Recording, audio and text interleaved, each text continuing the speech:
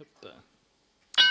Bonsoir, public de rêve. Donc, l'objectif théorique de ma thèse, c'est de définir un modèle de simulation d'un lieu, de sa population et des flux qui la parcourent à un instant donné. En pratique, comme ça a été indiqué, mon sujet, c'est Dieppe au XVIIe siècle.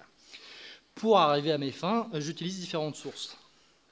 Tout d'abord, des sources juridiques, composées principalement d'actes notariaux de Dieppe et de quelques procès passés par ou contre des Dieppois au Parlement de Normandie à Rouen. Deuxième type de sources, les sources iconographiques, en plus de quelques gravures présentes dans des ouvrages. Comme vous pouvez le voir, la tour de l'église Saint-Jacques à Dieppe possède tout un fond exceptionnel de graffitis fait par des prisonniers tout le long du XVIIe siècle. Enfin, troisième type de sources, les sources imprimées, qui sont principalement composées de récits de voyage qui font état de Dieppois qui ont voyagé et commercé de par le monde. À partir de toutes ces informations, on obtient différents niveaux de modélisation. Tout d'abord, une modélisation de la ville et de l'évolution de son architecture tout le long du siècle, et ensuite un aperçu de l'évolution de sa population.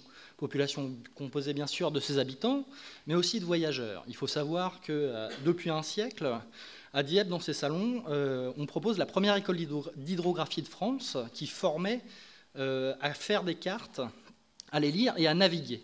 Et qui dit naviguer, à cette époque-là, dit commercer. Et la flotte dieppoise, si on peut l'appeler comme ça, commerçait de par le monde. Et il y a des navires qui partaient jusqu'en Chine, mais étaient surtout orientés, tout ce trafic était surtout orienté vers les Antilles françaises et la Hollande.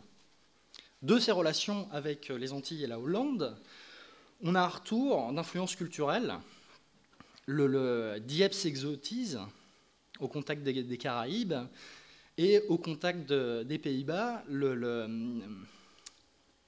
excusez-moi. Au contact des Pays-Bas, il y a une mise en place d'un pré-libéralisme qui se crée, et on peut parler d'un début d'une bourgeoisie naissante à Dieppe.